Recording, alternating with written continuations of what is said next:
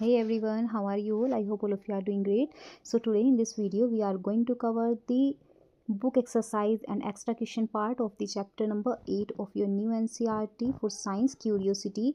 The chapter name is A Journey Through the States of Water. तो जो पिछली video थी एक्सप्लेनेशन पार्ट था उसमें हमने वाटर की स्टेट्स के बारे में जाना था, मेल्टिंग, फ्रीजिंग, कंडेंसेशन, इवापोरेशन क्या होता है, ये सब के बारे में हमने पूरा ब्रीफली जाना था सब कुछ। और मैंने लगभग 2 क्वेश्चन जो आपकी बुक में दिए हुए हैं वो भी सॉल्व करा दिए थे। अब इस वीडियो में हम आगे MCQs जो एक्स्ट्रा क्वेश्चंस हैं आपकी बुक से अलग वो भी करेंगे और बुक वाली एक्सरसाइज भी बाद में जो लॉन्ग क्वेश्चंस हैं वो भी करेंगे। तो पहले चलिए स्टार्ट करते हैं। तो सबसे पहले हम यहाँ पे MCQs देख लेते हैं। तो फर्स्ट MCQ है question number 1, what is the process of water turning into vapour card. Water को वेपर में चेंज होने को क्या कहते हैं? कंडेंसेशन, इवापोरेशन, फ्रीजिंग और मेल्टिंग। तो बताइए जल्दी से क्या बोलते हैं। जब हमारा वाटर है उसको जब हम वेपर में ट्रांसफ़र करते हैं तो इस प्रोसेस को बोलते हैं इवापोरेशन। ओके, नेक्स्ट क्वेश्चन होगा which state of water does not have a fixed shape. इनमें से वाटर की कौन सी स्टेट होती है जिसकी फिक्स्ड शेप नहीं होती है? तो इसका आंसर हो जाएगा वाटर एंड वाटर वेपर। ठीक है, यानी कि बोथ ए बी एंड सी इसका आंसर रहेगा। ठीक है, क्योंकि आइस की शेप तो अगर आइस स्क्वायर शेप की है और हम उसे बाउल में करते हैं तो भी वो वहाँ पे स्क्वायर ही रखी रहेगी, वो अपनी शेप को चेंज नहीं करेगी। नेक्स्ट क्वेश्चन है what happens to water vapour when it cools down. Water vapour को जब हम ठंडा कर देते हैं तो क्या होता है? It disappears, it condenses into liquid, ये गायब हो जाती है या लिक्विड में बदल जाती है, इट बिकम्स आइस, ये आइस बन जाती है, इट इवेपोरेट्स। तो इसका आंसर हो जाएगा इट कंडेंसेस इनटू लिक्विड, ये लिक्विड में बदल जाती है। ओके, नेक्स्ट है question number 4, which of the following factors does not affect the rate of evaporation. इनमें से कौन सा फैक्टर इवापोरेशन को अफेक्ट नहीं करेगा? ऑप्शंस रहेंगे आपके temperature, humidity, altitude, surface area. अब देखो इवापोरेशन होते टाइम ये तीनों चीज़ें ही मैटर करती हैं सिवाय आल्टीट्यूड के। आल्टीट्यूड से कोई फ़र्क नहीं पड़ता है कि आल्टीट्यूड क्या है या फिर क्या नहीं है। ठीक है, तो इसका आंसर हो जाएगा नॉट अफेक्ट पूछा है इसमें कि क्या नहीं करता है, तो दैट इज़ आल्टीट्यूड। फिर नेक्स्ट क्वेश्चन है what device collect moisture from humid air to produce drinkable water. अब देखो जो एयर होती है उसमें नमी तो होती ही है हमारे आसपास की हवा में, तो ऐसा कौन सा डिवाइस है जो उस नमी को ड्रिंकेबल वाटर में कन्वर्ट कर देता है? ओके, तो उस वाले डिवाइस का क्या नाम रहेगा? उसका नाम है एटमॉस्फेरिक वाटर जनरेटर। ठीक, इसका आंसर हो जाएगा बी। नाउ नेक्स्ट है फिल इन दी ब्लैंक्स करने हैं। यहाँ पर फिलअप्स हैं the process of changing from a solid to a liquid. Solid को लिक्विड में चेंज करने की प्रोसेस क्या कहलाती है? अब देखो बर्फ़ है, बर्फ़ को जब हम लिक्विड में चेंज करेंगे तो क्या कहलाएगी वो? That is melting. ओके, ये आंसर इसके इधर की साइड लिखे हुए हैं। सेकेंड है water vapour is dash when it cools to from water droplets. Water vapour को क्या किया जाता है जब इसे वाटर ड्रॉपलेट्स में बदला जाता है? तो इस प्रोसेस को कहते हैं कंडेंसेशन या फिर कंडेंस्ड। ठीक है, water vapour is condensed when it cools to form water droplets. Next है dash refers to the amount of water vapour present in the air. Water vapour जो हवा में नमी होती है उसको क्या बोलते हैं? वाटर वेपर जो हवा में मौजूद होता है उसको बोलते हैं हम ह्यूमिडिटी। ओके, नेक्स्ट है ice is the dash state of water. Ice कैसी स्टेट है वाटर की? सॉलिड स्टेट है क्योंकि अपनी शेप को चेंज नहीं करती है। नेक्स्ट है evaporation occurs faster at temperature.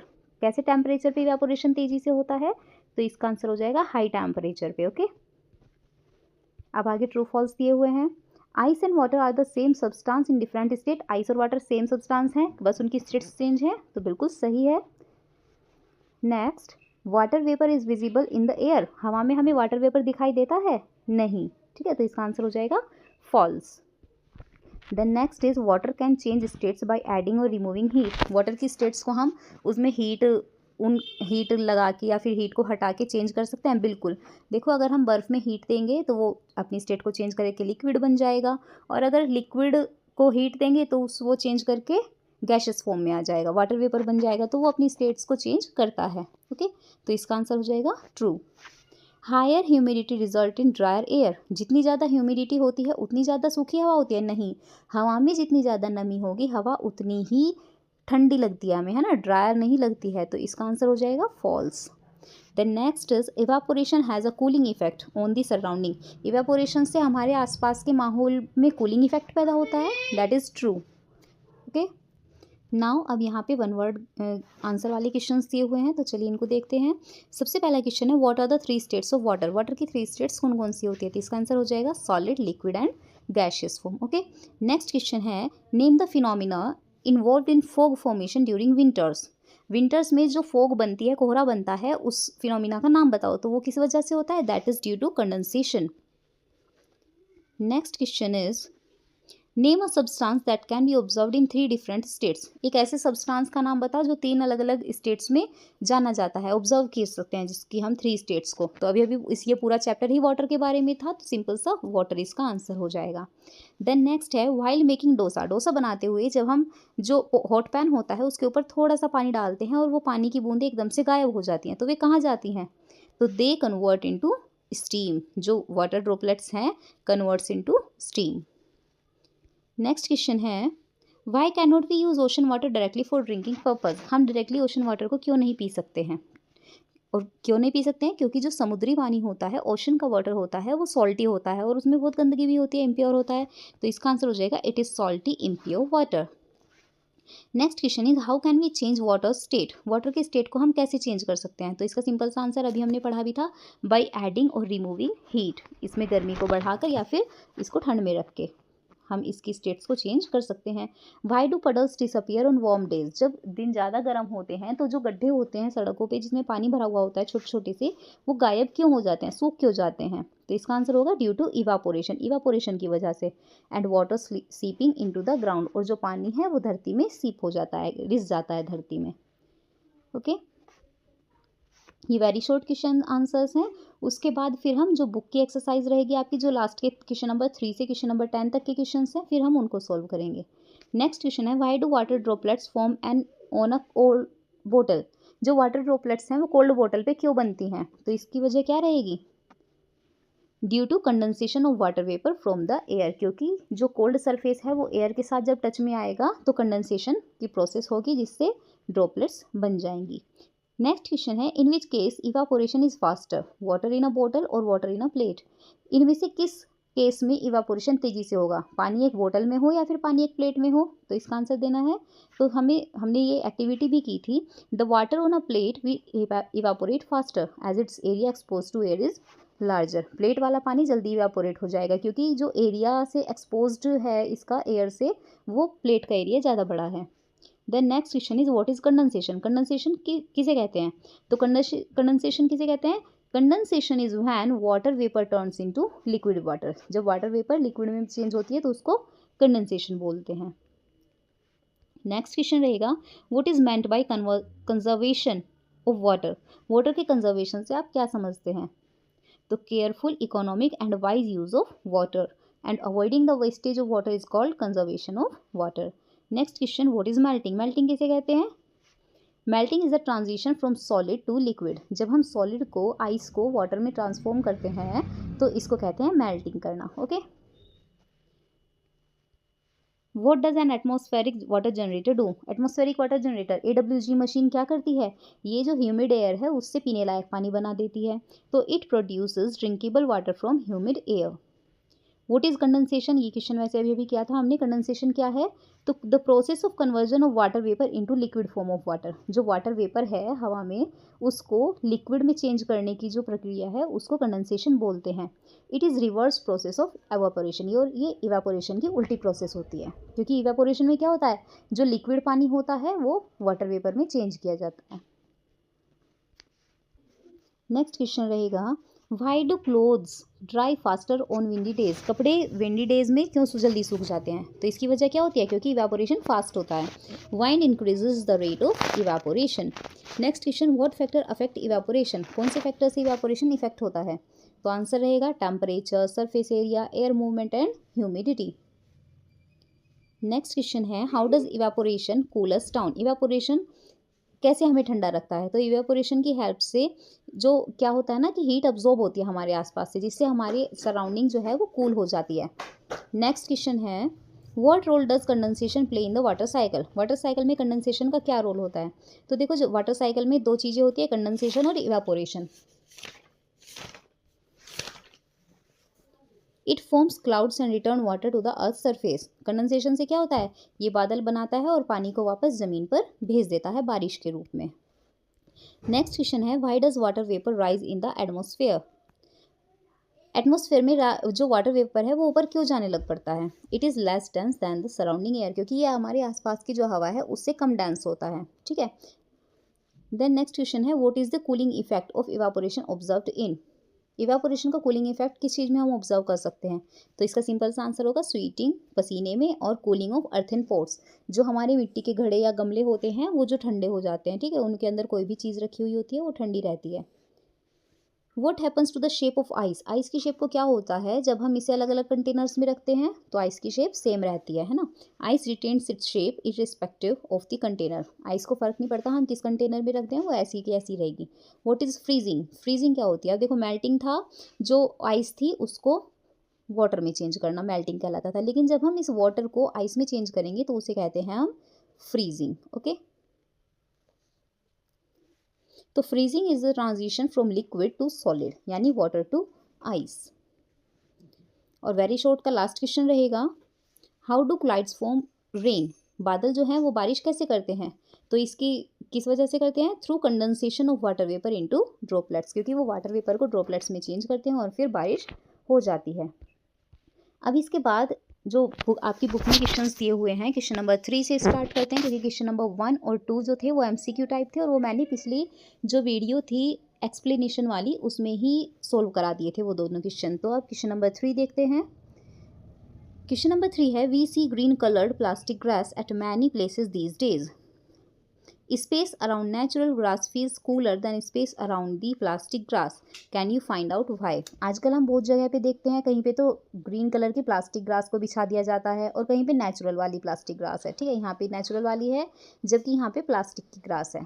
Okay, तो जो नेचुरल ग्रास वाला एरिया होता है वो ज़्यादा कूल होता है, जबकि उस जगह से जहाँ पे प्लास्टिक वाली ग्रास होती है, ऐसा क्यों होता है।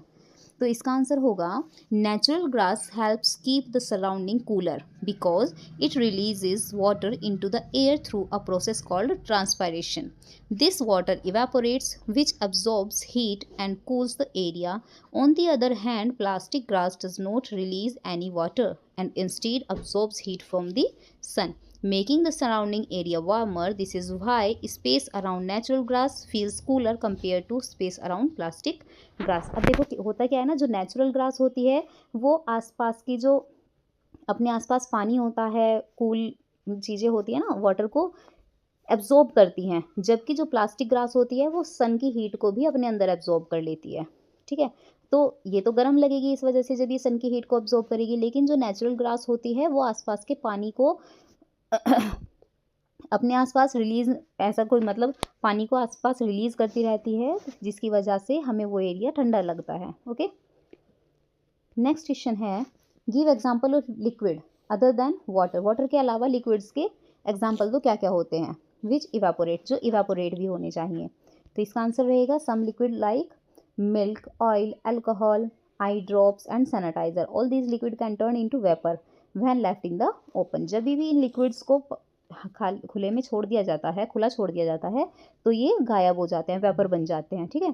दो दे में इवापोरेट एट डिफरेंट स्पीड। ये हो सकता है कि उनकी इवापोरेट होने की स्पीड थोड़ा स्लो हो या ज़्यादा हो, ठीक है, लेकिन ये इवापोरेट हो जाते हैं। देन नेक्स्ट क्वेश्चन है, Fans move air around, creating a cooling sensation. It might seem strange to use a fan to dry wet clothes, since fans usually make things cooler, not warmer. अब देखो, जब हम पंखा चलाते हैं तो cooling effect होता है ना, हमें थोड़ा अच्छा लगता है, ठंडा ठंडा लगता है, लेकिन जब हम कपड़ों को सुखाने के लिए पंखा चलाते हैं और कपड़े सूख भी जाते हैं, जबकि पंखा तो ठंडी हवा दे रहा है, गर्म तो दे नहीं रहा है, फिर कपड़े कैसे सूखते हैं। Normally when water evaporates it requires heat not cold air. What do you think about this. तो आपको ऐसा क्या लगता है कि ऐसा किस वजह से होता है, क्योंकि अगर वाटर इवेपोरेट करना होता है तो हमें गर्मी चाहिए, ठंडी हवा नहीं, जबकि फ़ैन के चलने पर भी कपड़े सूख जाते हैं। तो इसका आंसर रहेगा, even though fan make things cooler, हालांकि फ़ैन से चीज़ें ठंडी हो जाती हैं, they help dry wet clothes faster by increasing the rate of evaporation. लेकिन इसके बावजूद भी कपड़ों के सूखने का जो इवापोरेशन का जो रेट है वो बढ़ा देता है fan. When air moves across the surface of wet clothes it carries away the water vapour. जब बहुत तेज हवा कपड़ों के सरफेस के इधर उधर घूमेगी, गीले कपड़ों के, तो वो क्या करेगी, उसमें से वाटर वेपर भी उतनी ही स्पीड से निकालेगी। Okay, making it easier for more water to evaporate, और जिसकी वजह से ज़्यादा पानी इवापोरेट हो पाता है। This moving air also reduces the humidity around the clothes which allows more water to escape as vapour. So a fan help in drying clothes quickly even without adding heat. इसलिए जब भी हवा चलती है तो ये जो कपड़ों के आसपास की ह्यूमिडिटी है उसको कम कर देती है, जिसकी वजह से कपड़े जल्दी से सूख पाते हैं। क्वेश्चन नंबर 6 है, usually when sludge is removed from drains it is left in heaps next to the drain for 3-4 days. Afterward, it is transported to a garden or a field where it can be used as manure.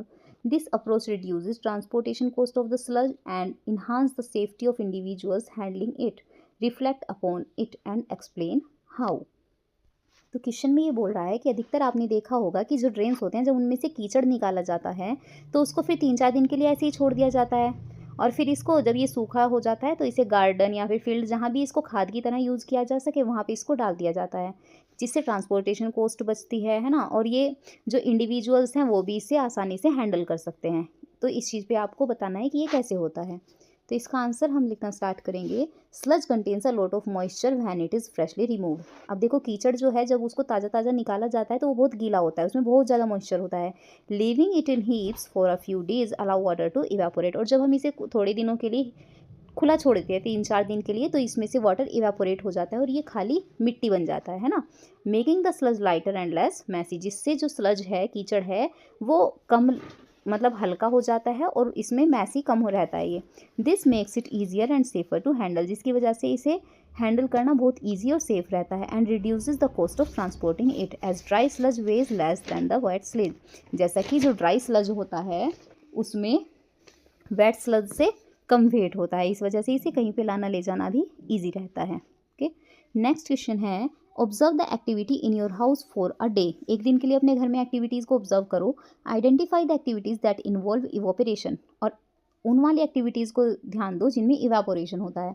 How does understanding the process of evaporation help us in our daily activities, और बताओ कि किस तरह से evaporation help करता है हमारी daily की एक्टिविटीज़ में। तो एग्जाम्पल्स बताएंगे सबसे पहले कौन कौन से हैं डेली लाइफ के, जैसे drying wet clothes after washing, कपड़े धोने के बाद गीले कपड़ों को सुखाना, इसमें भी इवापोरेशन होता है।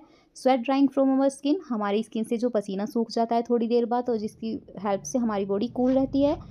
नेक्स्ट है water drawing from floors and utensils, जब हम बर्तन मांजते हैं या फिर घर में पोछा लगाते हैं तो उसके बाद वाटर जो सूख जाता है वो कहाँ जाता है, इवेपोरेट होता है।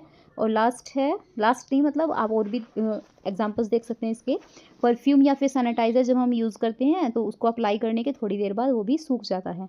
तो ये सब चीज़ें जो हैं वो हमें हेल्प करती हैं इवेपोरेशन को अंडरस्टैंड करने में कि किस तरह से चीज़ें सूखती हैं, कितनी स्पीड से सूखती हैं, सनलाइट का यूज़ करके सूखती हैं या फिर फ़ैन का यूज़ करके सूखती हैं, और हमें कैसे ये गर्म मौसम में भी ठंडा रखती हैं।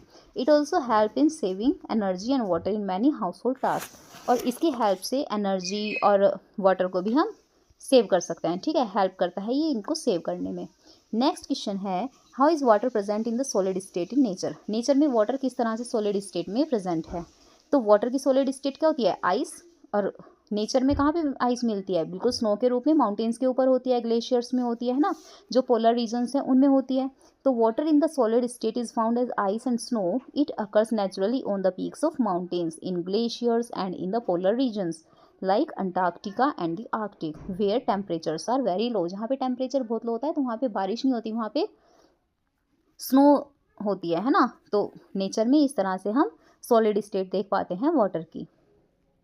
नेक्स्ट क्वेश्चन है, रिफ्लेक्ट ऑन दिस स्टेटमेंट। इस स्टेटमेंट को रिफ्लेक्ट करो। Water is our responsibility before it is our right.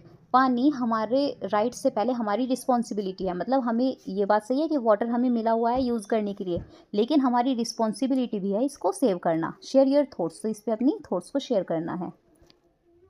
तो इसके आंसर में हम लिखेंगे, only A small portion of water on earth is fit for use by human animals and plants. ये chapter पढ़ते हुए भी हमने देखा था कि अर्थ पे बहुत छोटा सा हिस्सा पानी का ऐसा है जो कि ह्यूमन, एनिमल और प्लांट्स यूज़ कर सकते हैं। Most of the water is in oceans, और ओशंस का पानी सॉल्टी होता है, डायरेक्टली यूजेबल नहीं होता है।